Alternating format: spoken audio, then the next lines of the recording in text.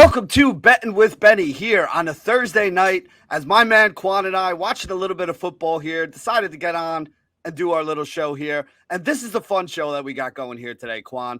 It's not all the, all the games and everything like that. This is the show that all the degenerate gamblers out there are going to be looking to listen to, because this is the show that if Little John was in here with us right now, it would be all about props.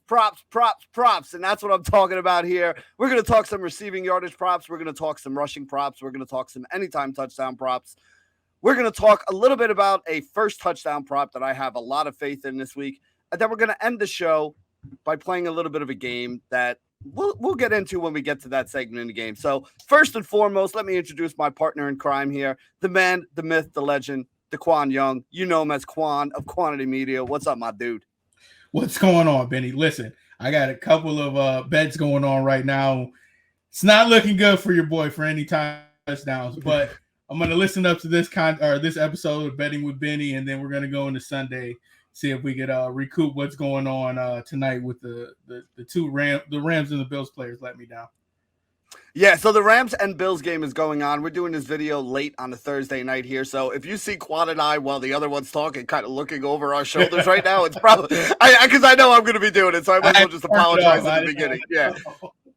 Oh, no, I can't turn. I had the volume off right now so we can do the show, but it is still on in the background right now. The second half is getting ready to start here. But we're going to talk about all the games that are coming up on Sunday, some of our favorite plays, some of the things that we've been noticing throughout the week, some of the lines that we feel are just a little bit off here. So we're going to start with the running back position. And the first one I want to talk about here, Quan, San Francisco 49ers taking on the Chicago Bears. And I love Elijah Mitchell over 58.5 rushing yards is the number that's out there. Minus 115. DraftKings is the best price we can find it. So let me lay this on you, and you tell me if you like this or if you think I'm crazy, if you're going to be fading it or if you're going to be tailing along with it here. So this is going to be a low-scoring game, right? I think the total in this game is in the low 40s, which makes a lot of sense. San Francisco, very good defense. Chicago, not a very good offense and a horrible offensive line. So they are going to have a lot of trouble dealing with that San Francisco defense. So already this game seems to me like it's going to be one of those field position type games where San Francisco doesn't have to do a ton on offense. They have a rookie, well, not really a rookie quarterback. This is his second year. He has played a little bit, but, for the most part, he's taking over now with Trey Lance in there. And when you have a young quarterback in there, one of the things that you want to do is you want to lean on your running game here. So here we have the San Francisco 49ers being favored by a touchdown, probably even going to be more than a touchdown by the time we get to Sunday here, taking on a team that doesn't have a very good offense, that doesn't have a very good offensive line, that really they could just play kind of a field position game. And, when you play in a field position game, that means you're going to be handing the ball off to your running back. And here's what I really love about Elijah Mitchell.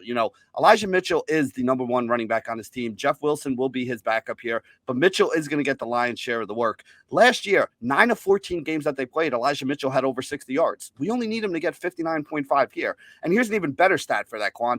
In the games that he had at least 12 carries, there were 11 games that he had 12 carries, and all nine of the games that he went over 60 yards happened in games where he had 12 carries. Well, you got a quarterback who you're going to be trying to lean on the running game to protect a little bit here. You got a team on the other side who's probably not going to be able to move the ball, which isn't going to force you to have to throw the ball around here. I think this could be a 15 to 20 carry game for Elijah Mitchell here, and we only need him to get to 60 yards. I love the over 58.5 yards for Elijah Mitchell at minus 115. What do you think about that one? I think you make a great point. I mean, if you're telling me you said every game he rushed for more than 12 carries, you look at the lines across the board, they're juiced to the over 14.5. I see some rushing attempts. So, I mean, the correlation there is off the chain. I like that play. I think you made a great point with them talking about leaning on the younger quarterback, leaning on his running game, leaning on his defense to help him get through some trouble. And Chicago's a bad team. We've seen in the preseason. We saw last year. So I think it's going to be one of those gritty, grinded out games in the first week of the season as you try to bring along your newly started second-year quarterback. And the Bears are doing the same thing. They're probably going to be some turnovers in the game. So an opportunity for both teams to probably rush the ball and chew up that clock, get the game over with as soon as possible. So I like to play. Yeah, I think Elijah Mitchell is going to have a big day here, and I started with Elijah Mitchell because we're going to talk about Elijah Mitchell again at the end of the show here, and you guys are going to see why I'm so high on him here. So let's move on to the next play that I like here, and we're going to go to another bad team, and unfortunately, that bad team is going to be a game that I'm going to be in attendance for, and it's going to be my New York Jets. No, I am not betting an over on the New York Jets right now, but I am going to be betting an over on the wide receiver going up against the New York Jets, and that's going to be the new number one wide receiver in Baltimore, Rashard Bateman. So here's the way I'm looking at this here. Bateman's number is only 45.5 receiving yards, which seems super low to me for a guy who's going to be a number one receiver. Now, yes, this game does kind of skew where Baltimore is probably going to be a little bit more run heavy because, well, they're playing the New York Jets. So pretty much the same thing that we said about the Chicago Bears in that last game and the 49ers is exactly what we're going to be looking at here as well. So I think that this is definitely a spot where Rashard Bateman can have, probably a very quiet second half. But here's the thing that we're talking about here. He played in 12 games last year, and 5 of those 12 games he went over 45 yards. Now, that doesn't instill a lot of confidence in everybody listening that, well, why do you want me to bet this over, Benny? Well, here's why I want you to bet this over. Last year, he was the wide receiver 2. The wide receiver 1 on that team was Marquise Brown, who they traded away, who's now in Arizona. I know Quan's looking over his shoulder at the game right now, but I don't blame him because I'm going to be doing the same thing in a second here because I just saw that play as well. So anyway, what we're going to do, we're going to have some fun tonight. I love it. So anyway, the reason why I like Rashard Bateman, though, here's the deal. Last year, he had less than half the number of targets that Marquise Brown, the number one wide receiver on this team, had. So he saw, I think, 68 targets. Brown saw over 140. Now, I'm not saying that because Bateman's the number one wide receiver, he's going to see 140-something targets like Marquise Brown did. But I also wouldn't say that that's not something that's likely to happen. At the very least, he's going to go from being a guy that saw, 5 or 6 targets a game to probably a guy who's going to see 8 or 9 targets a game. And on 8 or 9 targets a game, especially against a team that had a bad secondary in New York last year. Now, again, they used the high pick on Sauce Gardner, and he's definitely going to be somebody who I think helps that defense. They did bring in a couple guys in free agency, and that's all good and well, too. But I still think that the Jets are a team that has a below-average secondary in the league. And again, we're not asking Rashard Bateman to get 70 yards here. It's 45.5 is the number, which is way too low to me with the way I'm looking at it. Minus 112 over on FanDuel is where you can play that. So what do you think about Rashard Bateman, the new number one wide receiver in the Baltimore Ravens offense here, getting over 45.5 yards against my New York Jets? I think when you look at how the Ravens approach the pass game and how the teams play them, they're afraid to let Lamar get off. So you're getting 3-man, 4-man front. So he's going to have a lot of time to pick his receivers, pick his spots. And I think 48 is a really low total. And, if we're projecting, I think Rashard Bateman was one of the overs you had for, was it might have been touchdowns, but he one of the player props that you were looking for during the season. So yep. I'm thinking like this is going to be one of the big games where you're playing, like you said, a bad secondary in New York. They're not going to be able to put pressure on Lamar. He's going to have time. So it's just picking and choosing the spots, hitting the spots, and yards after catch. And listen, man, 48 for a number one wide receiver. We're hoping that the books don't adjust it and they keep it that low for a long time. That's something to tell.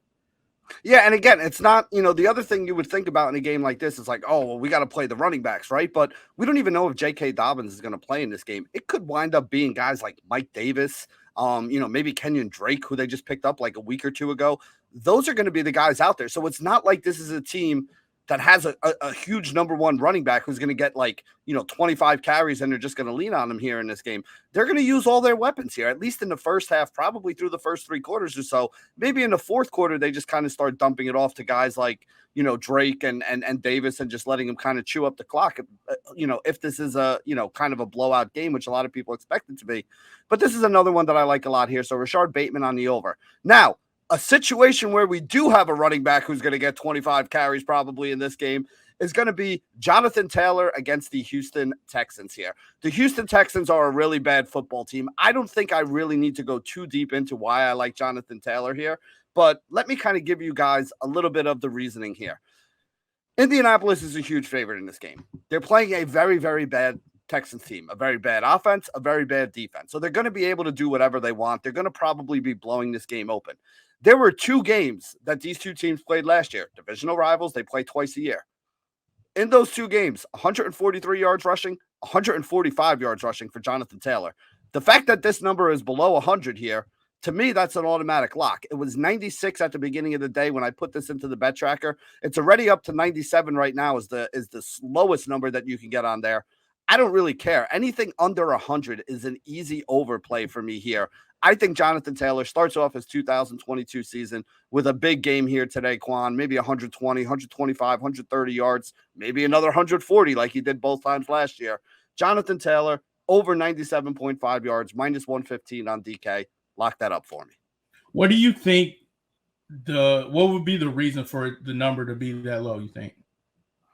The only thing I can think of is that they're thinking they're going to blow this game open and that maybe Nyheim Hines or, I don't even know who their other running back is. I think because last year they had, like Philip Lindsay back there or something, or, they had some other guys who they played. But, I mean, again, Jonathan Taylor, even in the one game where they did blow out the Houston Texans last year, and he only had like 18 carries or so, he had 18 carries for 143 yards. So, I mean, this guy doesn't even need to have 25 carries in order to get over 100 yards in this game. He might be able to do it on 15 in the first half or so. So, like I said, I just think this is an absolute lock. I'd love the Jonathan Taylor over on the 96 yards. I can't even fathom why it would be that low. And again, that's still one of the highest rushing yard totals. I think it is the highest rushing yard total here for week 1.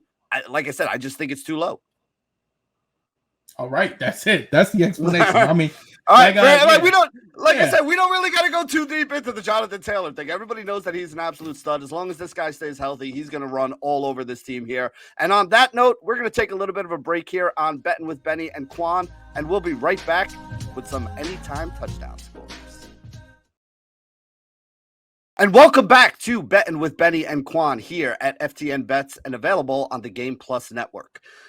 We talked a little bit about some of our favorite rushing and receiving props in the first section of the video. Now we're going to talk a little bit about some of our favorite anytime touchdown scorers here for the weekend. So the anytime touchdown scorers is one of my favorite things to bet, Quan, because we're usually getting plus money on most of these guys here. A starting running back should basically be about minus 115, minus 120 to score a touchdown if he's like, the workhorse back on the team there.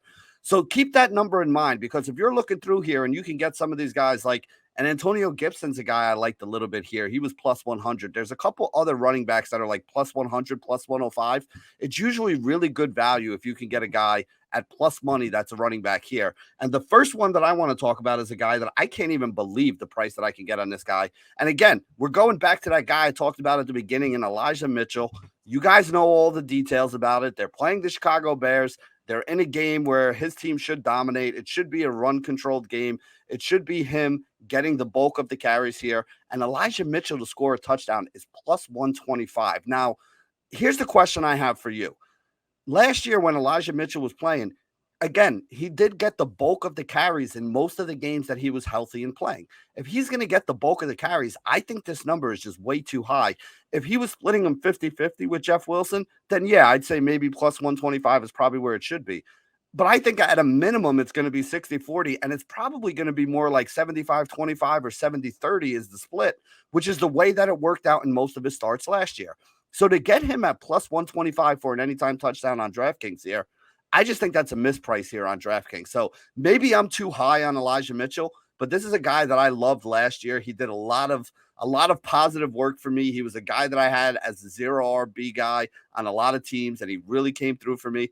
Am I just too high on Elijah Mitchell, or do you like the fact that we can get plus 125 on the starting running back on a team that's a 7-point favorite going up against Chicago Bears this week? I think you're going to get Elijah Mitchell finishing off a lot of drives down in the red zone. I would trust him before I trust Jeff Wilson.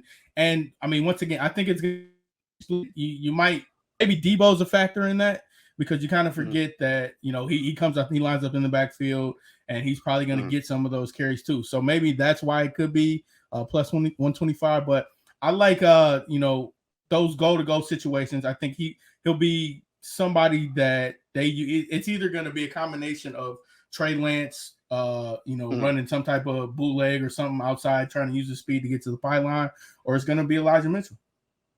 Yeah, and you mentioned the two guys that I think make this a plus 125 play, right? Like, I think the reason why the book feels comfortable at putting this at 125 is because Trey Lance is a running quarterback, so he could sneak a touchdown there. And Deebo Samuel, if they use him the way they used him last year, where they're running those jet sweeps and things where he comes around, he could be another guy that could sneak a touchdown here. But again, I still just think that they're going to be in the red zone and have multiple opportunities here. And when you have multiple opportunities, the starting running back is going to get a chance to punch in at least one, maybe even two here. I don't think it's crazy. You can get Elijah Mitchell to score 2 touchdowns somewhere in the 800 to 900 range. I don't even think that's a crazy bet if people out there want to put a little money behind it. I think Elijah Mitchell is going to be a very popular play in DFS this week. I think he's going to be a guy that we should have a lot of money on in various ways that we could put money on him this week. I really love Elijah Mitchell, and I think he's going to have a big game. And if he doesn't, well, you know what? I'm going to have to get a second job, so I'll see if they're hiring at Target or something. So we'll see what happens. So let's talk about the next guy I want to talk about here, Quan, because this one I think is a little more controversial and up in the air, but I don't know. I kind of like it. DK Metcalf to score a touchdown is almost plus 200. So you're almost getting 2-1 on your money for DK Metcalf to score a touchdown. Now, again, Denver has a very good defense. Seattle's offense is obviously not going to be as good this year without Russell Wilson. But here's the thing, and this is what I say. I do think that Seattle's going to lose this game. I think they're going to be trailing. A team that's losing, a team that's trailing is going to be a team that's passing the football quite a bit here. And the thing I love the most about DK Metcalf is I could be playing quarterback with DK Metcalf out there. And I know that all I have to do is kind of throw the ball up. And this guy has a chance to go and make plays. And we've seen him do it before. Not only can he make plays down the field, and Geno Smith, who's going to be the starting quarterback, does have a pretty good arm. So this is somebody who could air it out there. And DK could just go up and out-athlete somebody and make a play. So that's one way I think he could score. The other way I think he could score is this guy is just an absolute beast of a human being. So even if they do get down in the red zone and they want to throw the ball a little bit, they could throw the ball and he could catch a slant, carry 2 guys 10 yards into the end zone, and nobody would think anything of it because he is an absolute freak of nature. If you've ever seen this guy with his shirt off, not that I look at guys with their shirts off all the time. There's nothing wrong with that, but you know what I'm talking about here.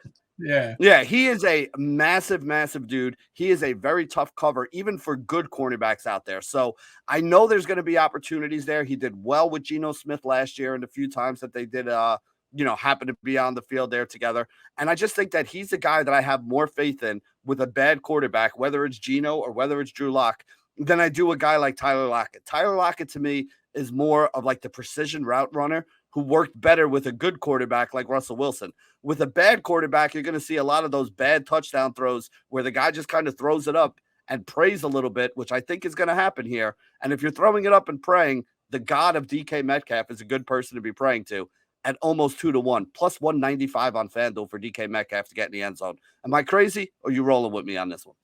I think the main concern is how bad is that offense going to be, and I think if we're talking narrative, we're talking revenge game, Russ back, it might be a blowout, and I think that's the only worry. And 2-1. I think you could probably find a better price somewhere. Yeah, you could probably find a better price for somebody else who probably has a better chance with a quarterback that is capable. That's the worst thing I could say about Geno. I mean, listen, I'm not going to argue with that. All I'm going to say, though, is if they are losing really badly and does turn into a blowout, that means that they're going to abandon the run game. And if they abandon the run game and they're just chucking it up, that's exactly where I think DK Metcalf could wind up shining. Again, I'm not saying he's going to have a huge game here and have 10 catches for 250 yards and 2 touchdowns or anything like that. But we only need him to catch 1 and get in the end zone. So that's all we're looking for here. But speaking of things that are a little bit crazy, my last anytime touchdown scorer here, I admit people are going to look at me and be like, Benny, you are nuts. But I am telling you, I have a very strong feeling about this guy, and I think it's a good way for us to start the season. And I am going to talk about a man who is a running back for the Philadelphia Eagles. No, it's not Miles Sanders. It's not even Trey Sermon or Kenneth Gainwell. It's going to be my boy, Boston Scott. Do you know that Boston Scott was the #1 guy in our anytime touchdown scorer list last year? If you bet 1 unit every game on Boston Scott, he was the most profitable player in the entire NFL when it comes to anytime touchdowns. Now, he did score one at like 10 or 11 to 1 one week, but he had 4 or 5 other weeks where he scored, or 3 or 4 other weeks where he scored at 300 or 400 to 1. He is plus 500 right now to get a touchdown on FanDuel. And Quan, here's the thing about it. I do not have any faith that Miles Sanders is going to be able to carry a big workload in this game. He has not played throughout the entire preseason. He has been missing practices. Even when he is in practice, they're saying he's still a little bit limited out there. And here's the thing. The second preseason game, Boston Scott was the starting running back out there. The third preseason game, Kenneth Gainwell was the starting running back because they gave Boston Scott the day off because Boston Scott might have to start this game here if Miles Sanders is not able to go. Now, it does look like Miles Sanders is going to be able to play. But again, we're here watching the Thursday night game where everybody was like, oh, yeah, Cam Akers is going to play. Cam Akers basically had like 2 carries in the first half, and it was mostly Darrell Henderson because everybody realized that Cam Akers was not 100%. I don't think Miles Sanders is 100% either. I think getting 5-1 on Boston Scott, who could wind up having a very big role in this game, is a really, really good value. So what do you think? Am I crazy here? You are not crazy. I want to point out one thing that we haven't pointed out. You're talking about an Eagles team that's playing a very bad Detroit defense. So you're hoping that the Lions do what they do. They play bad defense. In a blowout type situation, I think, you know, no matter what, if you're saying Miles Sanders does play, how many reps is he going to get if they're up big? They go to Boston Scott probably, or you're saying, you know, it's by committee. You know, I think no matter what, I think they're probably going to be up on Detroit, or it could be a shootout type situation. So we're a high pace. We're running a lot of plays. You know, it depends on, like you said, the injury report and what comes out. But I think with who they're playing, and the expectations of the Eagles, I like that at 5-1. Yeah, and that's the thing. I mean, really, the thing that really pushed me onto this is the payout at 5-1, right? And again, this is not something that you mortgage your house and put a bunch of money on. At 5-1, you know, you drop $200 on something that's 5-1, you're gonna get $1,000 out of this at the end of the day. So if you got a little bit of money that you won on Thursday night and you're looking to take a little bit of a shot here, again, I know the D-gens are out there. They're listening to the show. They don't want to bet on these plus 150 touchdown scores. They want something where they can put some money in their pocket. I think Boston Scott could be one of those guys. And on that note, we're going to take another quick break here on Betting with Benny and Quan and be right back with my favorite first touchdown scorer play of the week, and also talk about a single game parlay that could put a decent amount of money in your pocket here on Betting with Benny and Quan. Welcome back, everybody, to Betting with Benny. That's Benny. I'm Quan. Benny, we've been here waiting. This is what I've been waiting for. Opening drive, first touchdown, first drive, whoever it is, who is going to put that plus money on the board for us?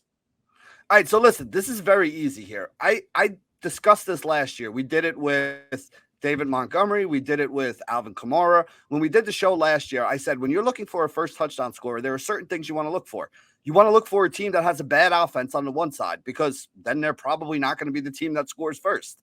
And I think the New York Giants are going to be a bad football team this year. So I'm looking to take a guy who's playing against the New York Giants here, a guy who was hurt at the end of the season, but a guy who absolutely dominated the first 8 or 9 games of the year before he got hurt, and that's Derrick Henry. So Derrick Henry to score a touchdown is minus 190. Minus 190, Quan, is what this guy is to score a touchdown. So we're not going to make any money taking him for an anytime touchdown, but plus 430 on FanDuel is the number for him to score. He is plus 330 over on Caesars. So getting plus 430 on Derrick Henry, first touchdown over on FanDuel here, I think that price is just a little bit too high. I was expecting to see it in that 350, maybe 380 range. 430, I didn't think it was going to be over plus 400. So to get it at plus 430, I love Derrick Henry. This is actually my biggest bet of the week here. So I put $300 on Derrick Henry to score the first touchdown at plus 430. If it hits, it's going to be like $1,300 back in my pocket. I will absolutely love that. That'll be my DFS money for next week, and I'll be very happy about it. So Derrick Henry, first touchdown scorer. And again, it's kind of like the Jonathan Taylor thing. Yeah, we don't really got to talk too much about it. The guy's an absolute beast. He's going to get a whole bunch of carries, and he's going up against a bad team. I like to play. You know what you're getting. Ryan Tannehill's the quarterback, so feed the beast in the backfield, Derrick Henry. We got a single game parlay. How to make a dollar out of a dime and a nickel. That's it, baby. How to make a dollar out of 15 cents. We'll call this the Tupac parlay here, because, you know, We go round and round we go. Here we go. So again, I mean, I talked about, Elijah Mitchell all day here today. So here's what I'm looking at here for my single game parlay. The San Francisco 49ers to win that game, -6.5 on the alternate line for the single game parlay. Elijah Mitchell to get into the end zone, and Elijah Mitchell to rush for over 74 yards. You put those three things together there, you're getting about a plus 600 payout. I think it was plus 575. But the reason why we call this the dime and the nickel parlay here is because we're going to make $1 out of 15 cents. If you bet 15 cents here at something that's around 6-1, you're going to get back $1. So right now we could bet Elijah Mitchell to score, Elijah Mitchell over 74.5 yards, and the San Francisco 49ers to win this game by 6.5 points. You put those three things together on DraftKings in a single game parlay. You bet $15, you're going to turn it into 100. You bet 15 cents, you're going to turn it into $1. But we want to do a little more than that. So we're going to bet $15 on this one and turn it into 100, put a little bit of money in everybody's pocket. And that, Quan, is how I'm going to make $1 out of 15 cents here on Sunday. I get around. Let's go. I like that. So this great episode of Betting with Benny was brought to you by FTN Bets. Check us out, ftnbets.com. I'm Deqwan Young. That's Benny Ricciardi. That's it. We'll see you guys Sunday. Make some money. Till next time on Betting with Benny.